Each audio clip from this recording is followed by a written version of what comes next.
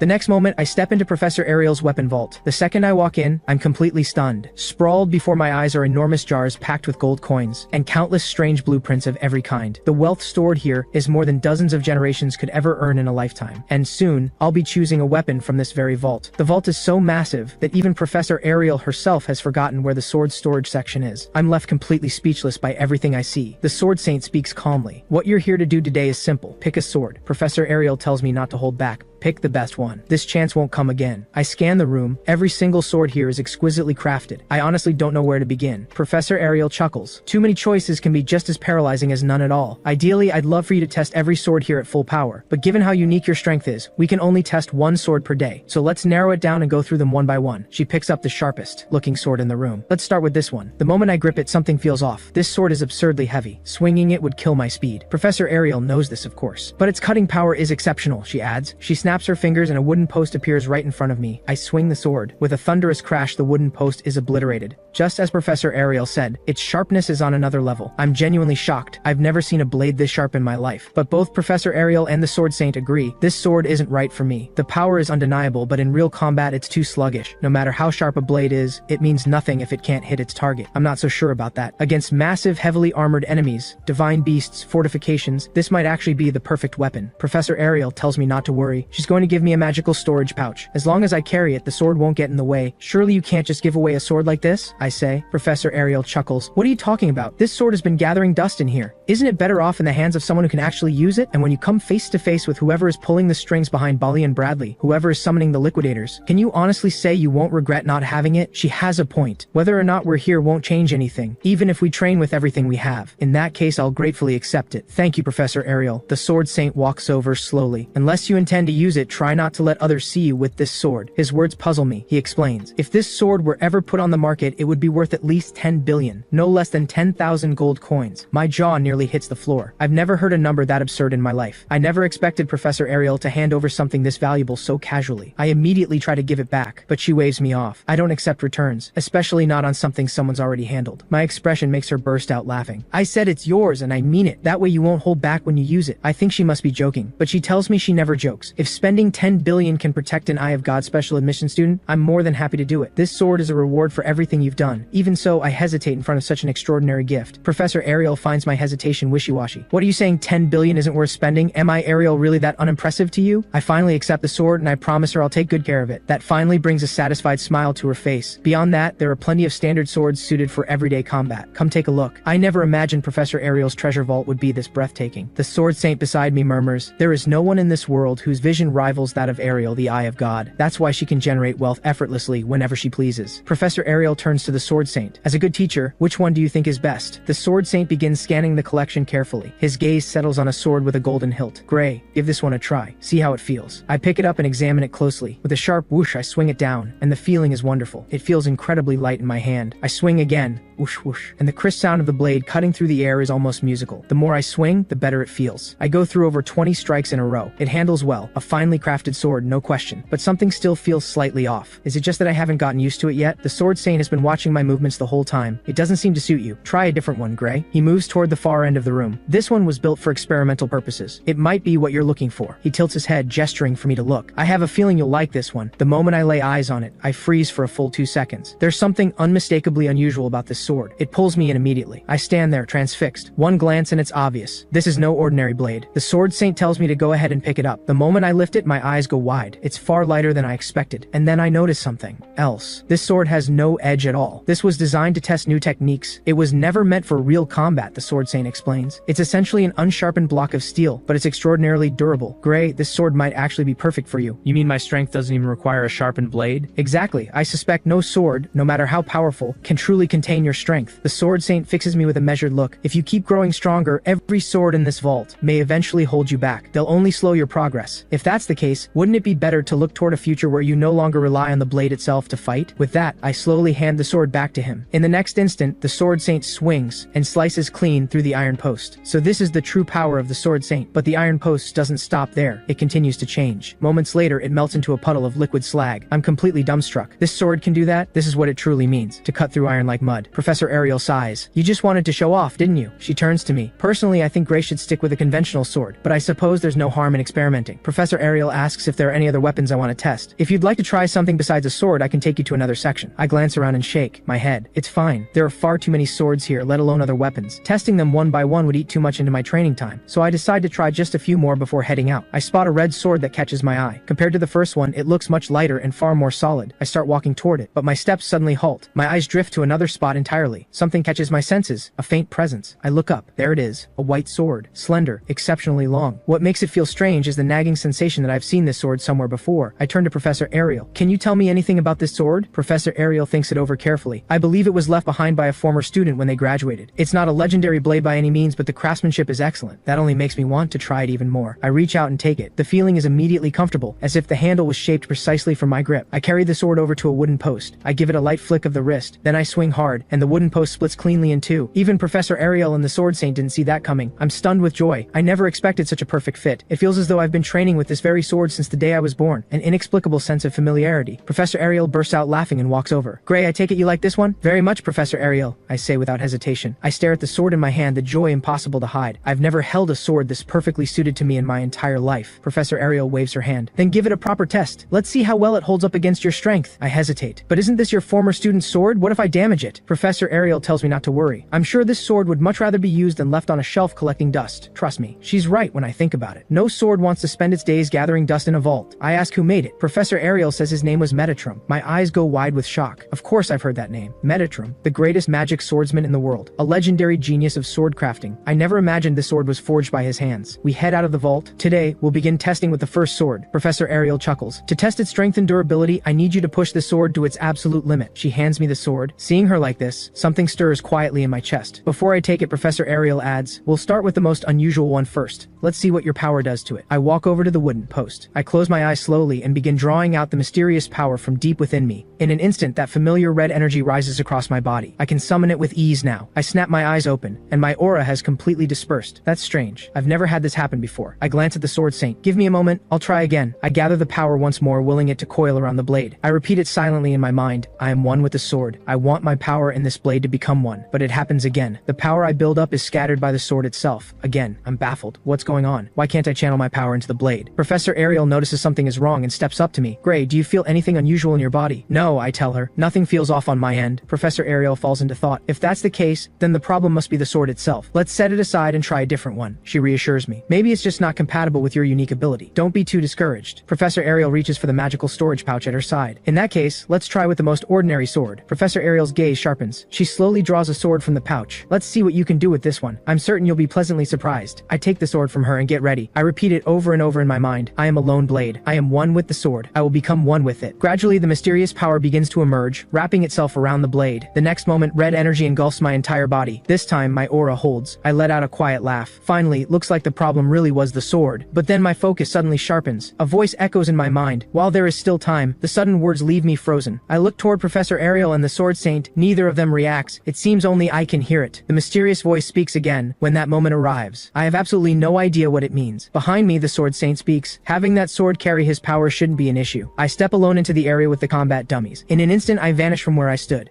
With a sharp slash, I carve straight through the iron armor dummy in front of me. I assess the output carefully. The raw power is about the same as before, but there's a clear difference. Every swing flows with incredible smoothness. I bring the sword down again, splitting another dummy. The silky motion makes every strike feel effortless. My body feels impossibly light. A single leap carries me an enormous distance in an instant. I move and cut, and within moments, dozens of iron armor dummies have fallen. With every swing, my sword aura fans out like an automatic sweep. Every piece of armor caught in its path is severed instantly. Every professor watching is stunned. The speed is incomprehensible, nothing like what they saw from him before. From a distance, my figure has completely disappeared. All that's visible is red sword aura, slashing relentlessly in every direction. In this moment, I feel as if I'm flying. The sensation of complete freedom peaks inside me. With a heavy clang, I bring my sword down and take the head clean off another iron armor dummy. My eyes flash. I decide to push harder. I want to test my absolute limit speed. But the next second, I stop cold. Every single post and dummy in front of me has already been destroyed. I'm surprised. I've already completed today's objective, but why does it feel like almost no time passed at all? I look around. The number of targets is exactly the same as before, yet my speed has more than doubled. With the same amount of time, I used to clear about half the targets. Now I've wiped out every single one. Not far away, Professor Ariel watches me, puzzled. She calls my name, no response. That unsettles them. Why is he just standing there? Then Professor Ariel suddenly realizes something is wrong. She shouts toward me, Gray, can you hear me? The moment her voice lands, my sword clatters to the ground, and then I cough up a mouthful of blood. My body buckles involuntarily. Everyone reacts immediately, casting healing magic. magic. They have to keep Grace safe. A surge of powerful healing energy wraps around me. Slowly, I manage to stand back up, but my body has hit its limit. I'm completely drained. It baffles me. It wasn't even as intense as last time. So why can't I summon any strength? The Sword Saint tells me not to push it. Come back with me first, we'll talk after. Professor Ariel delivers her verdict. Even with healing magic, excessive blood loss drains your stamina entirely. You need to rest. The Sword Saint tells me I've broken through a barrier that was thought to be unbreakable. That's a good sign, but you still can't afford to push yourself past the edge. Professor Ariel crouches down and picks up the sword. Acting without awareness of your own physical condition is just as dangerous. In real combat, if there's no dedicated healer with you, you need to be careful. Professor Ariel raises the sword and examines it carefully with her eye of God. What she finds astonishes her. After everything it just went through, not a single scratch on the blade. This is a truly extraordinary sword. The student who left this sword behind was clearly no ordinary person, and the sword's glow seems even more intense than before. Is it her imagination, or could this be a growth-type weapon? Professor Ariel studies the reflection on the blade intently. The longer she looks, the more uneasy she becomes. Then she spins around sharply. She sensed a killing intent. What's wrong, Professor? I ask. At that exact moment, a massive explosion tears through the academic building. The shockwave is powerful, enough to whip Professor Ariel's hair violently in the wind. The Sword Saint and I are both left stunned. What is going on? With a thunderous roar, chunks of debris rain down in front of us. I look up, and the World United Academy building is already engulfed in smoke and flames. Students are fleeing in every direction, faces pale with panic. Some of the professors have already activated magic barriers, prioritizing the protection of the students. I'm still in a daze. What happened? This all came out of nowhere. The Sword Saint speaks quietly. That area houses the dangerous material storage. I can already see the crimson flames burning inside. This was no accident. It was deliberate. In the moment of the explosion, the Sword Saint glimpsed what appeared to be a teleportation magic formation. Are they actually bold enough to openly raid the Academy's headquarters? One of the professors pushes back. That can't be right. The vault walls are protected by powerful anti-teleportation magic and can withstand most explosive spells. But Professor Ariel alone sees through to the truth. She detects the liquidator's energy woven into the smoke. My heart seizes. Professor Ariel's expression is grave. They most likely use crystals produced in the underground laboratory to destroy the outer walls and disable the anti-teleportation field. I can't stay calm anymore, so Belly and Bradley's allies are behind this explosion. They actually dared to strike the Academy's own headquarters. Below, students continue to flee in chaos. Some are already caught in the aftershock, killed by the blast. Not long after the Academy comes under attack, Professor Ariel shares her suspicion. This was an inside job. They succeeded in destroying the teleportation suppressor and escaped. The Academy won't say it outright, but this attack was 100% orchestrated by someone in the upper echelons, from within. I start to push back, but Professor Ariel cuts me off. It appears the Academy may no longer be a trustworthy organization, or perhaps it never was. I raise a point, but if the Academy were truly under enemy control, they could use their influence to take whatever they want from the vault openly. Why go through all this trouble? I think the reason they went through all this effort to blast the vault is precisely because they couldn't obtain those items through legitimate means. Professor Ariel acknowledges my reasoning. She doesn't know what the upper leadership is truly planning, but the most likely culprits are the bloodthirsty. Those parasites have silently infiltrated the Academy. Hearing the name the bloodthirsty, I think of Bella. Her parents were killed by the bloodthirsty. Professor Ariel speaks again. You killed Bally and Bradley. You will absolutely become their target. Stay vigilant, especially when you're outside the Academy walls. I nod. You don't need to tell me that. I already know. Afterwards, I grab my books and head to class. But when I arrive, the atmosphere is oppressively dark. Some students are visibly trembling. The mood in the room is suffocating. Is this because of the explosion? But moments later, I realize I had it wrong. They've received the notice for the outdoor march training. Outdoor march training, that rings a bell. I received the same notice not long ago. The person next to me thinks I haven't read it. I already saw it, I tell them. The training takes place in a zone overrun by Tier 1 monsters. 16 hours of marching and camp training every day, with professors in attendance. An entire week of that, plus additional combat drills on top, right? My classmate looks at me in disbelief. How can you be so calm about this? That's 16 hours of marching every single day, and monsters lurking all around you. You won't even be guaranteed a decent night's sleep. Just thinking about it, he's already dreading it. Apparently, more than half of the students drop out because of this training every year. I chuckle. In real combat, you never know when the enemy will strike. At least this one has a fixed time limit. Isn't that pretty generous? I think back to the training I went through with the Liquidator Squad. There were no time limits back then. They dropped us in the mountains without warning and made us march through monster-infested forests for a week straight. During that training, some of us nearly died to monster attacks. But since professors will be with us this time, that shouldn't happen. There's nothing to worry about. Leonhardt suddenly chimes in. Of course, only someone at your level could look at hell training with a straight face. I laugh. Trust me, what I went through before was far worse than anything you can imagine. But seeing everyone so shaken, I can't shake the feeling that something dangerous is lurking in the shadows. I need to keep my strength up. Early the next morning, we gather in the main hall. At the entrance, 5 professors are assembled to accompany us for the outdoor march training. The Sword Saint steps forward. This will be grueling. Most of those who fail to complete it don't make it to their second year. I encourage you to push through. Avoid that fate. In what seems like no time, we arrive at a small island. The scenery is breathtaking, but I can feel it. Danger lurks beneath that beauty. I scan the distance. That must be the edge of the Winterberg continent. If I'm not mistaken, that region is almost entirely uninhabited. We set off and begin our training without delay. We march deeper and deeper into the forest, but once we're well inside the forest, the professors abruptly veer off down a different path. Professor, someone calls out confused. That doesn't look like a path. The professor is well aware. That's exactly the point. If you're walking on a flat road, what kind of kind of training is that? The group falls silent. There's nothing to do but follow. By the time evening rolls around, everyone's stamina is close to giving out, but Leonhardt notices, I look completely fine. The Sword Saint addresses the group. It's only been 8 hours. We're halfway through today's march. A few students are rendered speechless. Only halfway? And it's just the first day. You'll get used to it, the Sword Saint says. The hardest part is always the beginning. Before long, your legs will carry you forward without a second thought. Some students think he's just saying that. Who could possibly keep this up every day? But then again, they notice Leonhardt is completely unfazed. He doesn't look tired at all, true to his reputation as the top student of the sword arts course. In reality, Leonhardt is also struggling, but he fixes his gaze on the figure ahead of him and refuses to look away. That figure is me. Leonhardt thinks to himself, as expected of Gray. He hasn't shown any sign of struggle from the very beginning. A while later, someone finally breaks. A girl stops and says she's exhausted and needs to rest, and at that very moment, a spider appears right beside her. She spots it and her eyes go wide. Before she can even react, the spider lunges straight at her. With a sharp thwack, a blade pins the spider to the trunk of a tree. The girl spins around. It's me. Thank you, she breathes. I'm alive because of you. I tell her to stay alert while walking. Pay attention to what's around you. Some insects out here are venomous. If one gets on your face, you'll be in serious trouble. Leonhardt realizes I'm not just walking. I've been ready for any ambush the entire time. He can't spot a single gap in my guard. To maintain this level of combat readiness after 8 hours of continuous marching, he can barely imagine what level I've reached or how much I've trained to get there. My stamina is holding up fine for now. The training I endured before coming here is paying off. I still remember how brutal that training was. Getting a full night's sleep was a luxury we couldn't afford. But what weighs on me more is what Professor Ariel told me earlier, to stay vigilant, especially when I'm outside the academy. And this very training has brought us to open terrain with minimal security. Worse, the academy clearly knows exactly where we are. That thought makes my fist tighten. I just hope this training goes smoothly. I really hope nothing goes wrong. As the first day draws to a close, we gather together and stop. Everyone breathes a sigh of relief and wonders what the school has in store next. The mustachio professor steps forward and speaks. From this point on, we will begin the meal drill. Whispers erupt through the group. Finally, we get to eat. The thought of food makes them cheer with unbridled joy. The elation is so overwhelming it wipes away all the exhaustion of the day, and the fact that they're still in the middle of outdoor training. Someone is so moved they actually tear up. The professor said we get to eat, we finally get to rest. I don't share the excitement. The phrase meal drill gives me a bad feeling the moment I hear it, and just as I suspected, the mustachio professor fixes them with a flat stare. What on earth are you all talking about? Rest? Absolutely not. This drill trains you to prepare your own meals while on the march. You cook it yourselves. Understood? Just as I thought. The entire group freezes on the spot. Before anyone can react, the mustachio professor divides us into squads, balancing the strength distribution as evenly as possible. He snaps his fingers. Each squad will receive a meal kit. Begin preparing your food. A blackboard appears along with some supplies. I fix my eyes on the names written on the board. Squad C is led by Leonhardt, with a few classmates under him. And I'm the leader of Squad D, with 2 classmates. I'm not sure I can handle this role. Part of me figures no one would want to take orders from an Eye of God special admission student. I glance at the 2 beside me mid-conversation. So we're assigned to Gray's squad? That's right. I look up. A young man and a young woman are walking toward me with warm smiles. We've heard so much about you. It's great to finally meet you. I shake their hands politely. They're far more easygoing than I expected. Honestly, I half expected them to say they'd never take orders from someone who didn't even pass the standard exam. So I asked them straight, are you really okay with me leading the squad? The last one speaks up immediately. What are you even talking about? After watching the inter-year tournament, who in their right mind wouldn't want you as their leader? After that tournament, every student and faculty member in this academy recognized you as the undisputed top of the year. Don't you know that? You're the most reliable choice here. The short-haired guy adds, either way, we've got the gear ready. Whatever you tell us to do, we'll do it. I genuinely didn't expect this kind of response. That tournament must have left a serious impression on them. The thought makes me clench my fist without even thinking. So this academy really does only judge by ability, and I've finally been recognized for mine. Master, if I ever get the chance, I have to share this news with you. At that point, a student raises their hand. Professor, there's no food in the supply kit you gave us. In fact, this box only has a pot and a fire starter. The professor responds, in an actual field march, you might have no food at all, let alone cooking equipment. Having a pot is already generous, don't you think? The class falls silent. Leonhardt steps forward. If I may, Professor, I have something to say. In modern field operations, there should be magically supported logistics in place, correct? It's hard to imagine a long-distance march where soldiers carry no food at all. The professor nods. Leonhardt is correct, but that applies to pre-planned operations. In emergency scenarios, mid-combat encampments, or when your supply line is wiped out, you may very well find yourself forced into a long-distance field march with absolutely no preparation. Furthermore, magical storage pouches are exceptionally rare and valuable items. Unless you're part of a large-scale force, you carry your own gear, just like you're doing now. When that moment comes, do you want to be the ones who die because they couldn't adapt? At that moment, I notice one of the professor's eyes is missing entirely. Everyone else notices it at the same time. They go completely silent. Leonhardt politely offers an apology. I laugh quietly to myself. So magical storage pouches really are that rare. When Professor Ariel gave me mine, I honestly thought it was just an ordinary sword bag. The professor tells us not to worry about him. I have some good news for you. Some of you may have already noticed. This forest is packed with monsters. During our march, we've been maintaining beast repellent. I'm about to deactivate it. In other words, you won't need to worry about finding food. The monsters will be delivering your ingredients personally. Good luck. You may leave your packs here. He snaps his fingers, and the beast repellent dissolves. The instant it dissipates, everyone feels it, an overwhelming, suffocating presence closing in from all directions. actions. Every bit of it comes from the beasts. Within moments, eyes appear in the trees, watching. The students nearby nearly jump out of their skin. My Squad D teammates turn to me. What do we do? I assess the situation clearly. Our only option is to hunt monsters and eat them. That's it. I've been observing since we arrived. Based on the tracks and droppings, this forest has small to mid-sized monsters. If we follow these claw prints, we should be able to track something down. The girl in our squad is starting to panic. This kind of immediate real-world pressure is clearly too much for her comfort. Finding monsters in a forest this vast is going to be a nightmare, isn't it? If they're carnivorous monsters, it's actually simple, I say. We just move around and let them come to us. In other words, we use ourselves as bait. Either way, if we stay put, we'll end up competing with the other squads for the same targets. Better to spread out. If you really don't want to fight monsters, there are always insects and snakes. Insects take some getting used to, but snake meat is actually quite good. In a forest without monsters, knowing how to use those food sources is just as important a skill. The girl looks like she's about to cry. I'd rather fight the monsters, please. We're literally surrounded by them anyway. Snake meat? She could never. The others simply say, I'm the squad leader. Whatever I decide, they're with me. We make our way to a large tree not far ahead. I lead the squad in a careful inspection of the ground, searching for tracks. I crouch and examine the marks closely. A beast passed through here recently. I signal the squad to stay sharp. It's already on its way toward us. At that exact moment, the bushes behind us begin to rustle. One of my squad mates' eyes go wide. Behind him, a flame lion bear emerges. Its claws are already swiping straight toward his head. One hit from a flame lion bear, and it's over.